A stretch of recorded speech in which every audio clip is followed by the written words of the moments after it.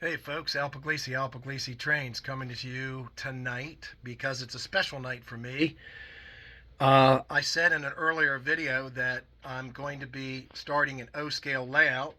Not right away, but I want to get some buildings tucked away. I don't know whether it'd be high rail scale or two rail O scale, but that's not a problem right now.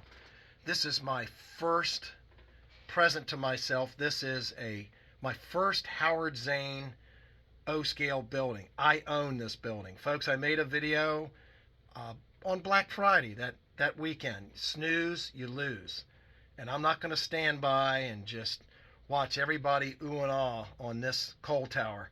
I had to have it. So, folks, if you snoozed, guess what? You just lost because the whole tower's mine and it's not for sale. Let's let Howard talk a little bit about it. Howard, how you doing? Oh, doing great. The coal tower dwarfs you in size. Well, it's a big son of a bitch. Hey, well, this was built years ago, probably 12 years ago, for a high-ranking Navy officer who retired and moved out to Seattle. Okay. And I was going to build all the structures. He had purchased, actually, he built a 7,000 square foot building for his car collection downstairs Okay. and for his railroad upstairs. I built a whole bunch of buildings, but there were several that I couldn't deliver because all of a sudden he had a stroke and then he disappeared off the face of the earth. And we lost him. I think we lost him. I never really heard anything more about it. But it was going very well. It was going to be a major project. And actually, I was planning on going out and building this whole layout, just like I did in Colorado. Just a couple extra days driving time each way, which I love. Never happened. Anyhow, this is one of the buildings we had designed and built for him. Now, this one particular coal tower, I had actually sketched with him watching. It took about an hour to do the sketch for this particular one. Oh, wow. And we built it. It's all built out of basswood, of course, and it's big. Right. There's some heavy timbers here. Let me, yeah, folks, it's, Now, this is designed to service 3 tracks. You have a track that goes in the center, right. track here, and a track over here. Wow. Obviously, this is where the coal will be dumped through here, up the elevator, and Right. into the two holding areas.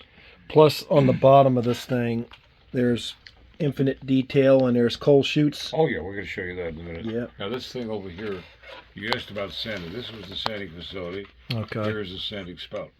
Wow. Okay, this would attach over here. And here's a wire. It goes over here.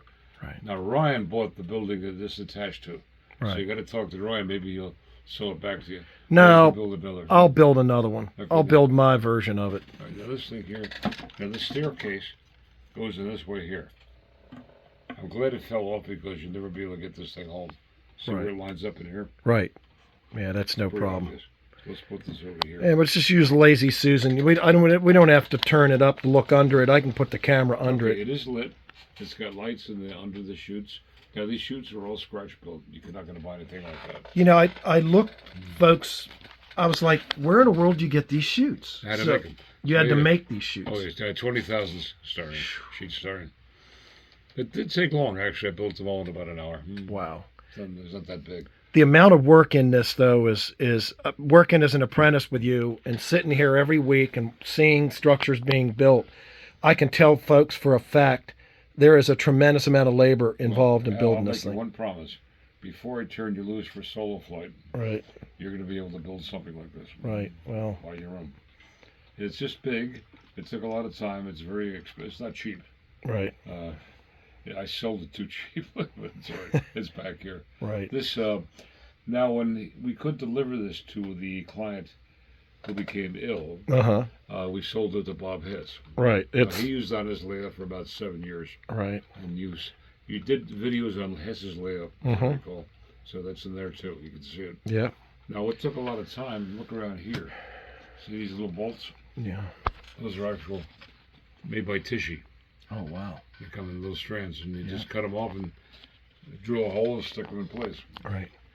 Now, when you build a coal tower like this, actually, the distance between here and here and here and here increases as you go higher, because all the weight is down here. Oh, I didn't know There's that. there's less weight here, Shit. What was that? and there's more weight here. All right. So you don't need all that space. That's why you have this big space up here. Okay. Now, this is pretty visible over here. You can See the difference. Right. More structure here, less structure up here. Right, because of the That's weight. pretty standard, yeah. Okay. Mm. It's an impressive structure, and I just couldn't sit by and just watch somebody purchase this, and the amount of time it took to build. Well, I'm deeply honored to sell this to you, actually. Yeah, and I'm honored you Be in the sold it to family. me. I'm honored you sold it to me, folks. This thing was featured on the channel for a couple months, quite frankly, and if I get any comments out there, why, how come you didn't feature it on the channel? This thing was featured on the channel at least 2 or 3 times. Well, maybe it's too big. I have no Whatever, and but anyway, I think this is a fitting building to the first O-scale building that I've ever bought from Howard, and he's graciously allowing me to build some. Plus, if you see my video, I'll be posting sometime shortly within the next few days. Howard sat down with me and he designed, or I told him what I was looking for, and he designed a big industrial building, and that will be my next major structure that I build. Well, let me tell you one thing. Remember that you're a disciple, as is Andrew. Now, every couple of years, I'll take on 2 disciples. Right. I much rather do that in clinics, because people in clinics, there's always some jerk with an ego and has to do things better. Yeah, I can do that better. Right. So I stopped doing clinics for that reason. I get more out of taking people as individuals and training them.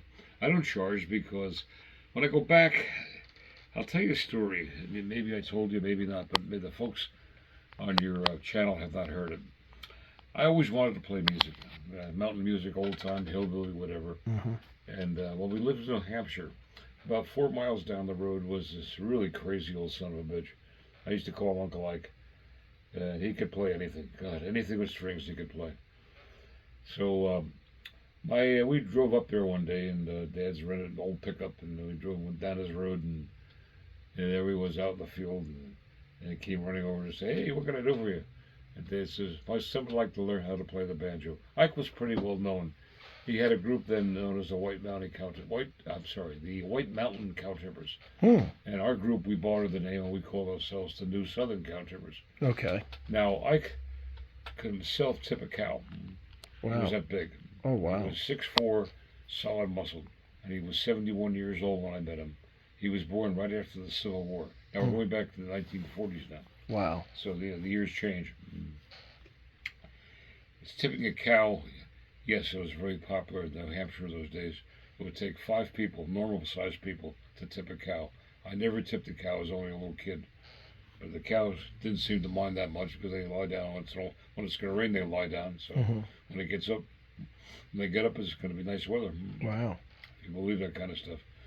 Now, Ike was a character. Anyhow, he told my dad, he says, "I'll tell you what, Bernie, I'll learn your kid how to play the banjo and the fiddle and the guitar and the harmonica and whatever. But here's the deal. I don't want any money. But you have to promise me and have him promise you that as he gets more proficient, that he will take on disciples and teach them how to play and pass it on." So that's precisely what I'm doing. I'm doing this to honor my uncle, adopted uncle. Wow. Actually, Uncle Bob. Uncle Ike was the railroad engineer. I'm getting old, so I forget things. I've never heard this story, Howard. And Okay, that's how I started. well, So that's why I do this. So you and Andre now are my 2 disciples. And if you don't want to buy something from me, I'm deeply honored.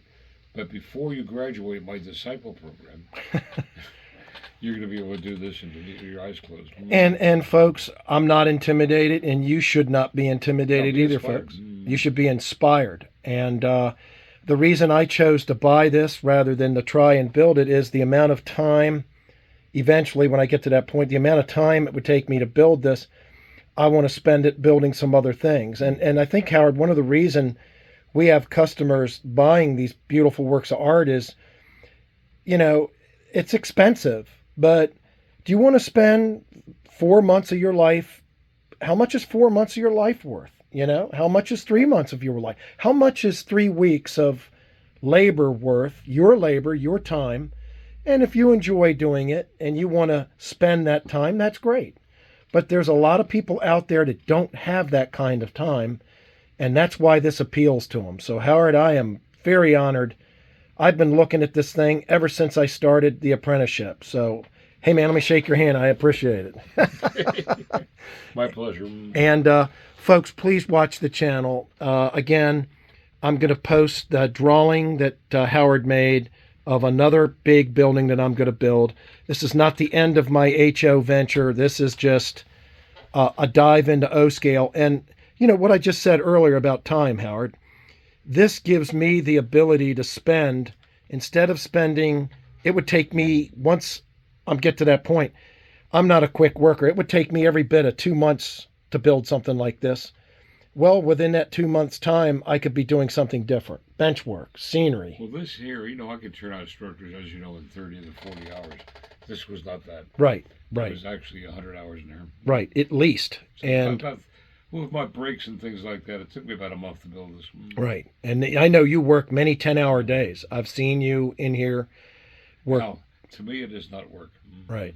I totally enjoy doing this. Well, Howard, again, I appreciate it. Let's give it one more spin and end the video. And folks, if you like what you see, stay tuned. Please hit the subscribe button and stay tuned for more great trains. Thanks so much, Howard. Hey, you're quite welcome. Thank you.